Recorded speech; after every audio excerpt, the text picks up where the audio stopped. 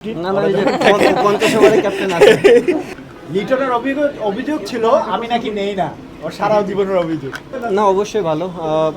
যেহেতু অনেকদিন ধরে একটা জায়গায় খেলতেছিলাম, দেন সার্টেনলি আমাকে লাস্ট ইয়ার কোন টিম ছিল এটা, গুলশানিয়াতে খেলা।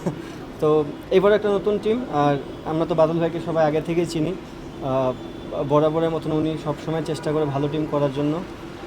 চেষ্টা করবো আমরাও, যে মানে দুজন প্লেয়ার আমরা চেষ্টা করবো যে কয়টা ম্যাচ খেলার সুযোগ পাই যেন টিমের হেল্প হয়। সিনিয়র প্লেয়ার হিসেবে তো আমরা চেষ্টা করবোই, but at the same time আপনারা জানেন যে আমাদের ফার্স্ট প্রায়োরিটি হচ্ছে ন্যাশনাল ডিউটি। দেন ওখান থেকে বের হয়ে যে কটা গেম আমরা সুযোগ পাবো, আমরা চেষ্টা করবো ক্লাবকে কীভাবে হেল্প করা যায়।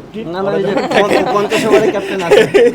ওরা কে ক্যাপ্টেন, আর ওরা না থাকলে আমরা হয়তো বা চিন্তা করছি যে এদের বাইরে যারা অ্যাভেলেবেল আছে, আমাদের ন্যাশনাল টিমের আরও প্লেয়ার আছে, নাসুম আছে, শেখ মেহেদি আছে, তারপরে আমাদের শরীফুল আছে। টু বি অনেস্ট, মিরাজের সাথে এর আগে কখনো খেলায়নি।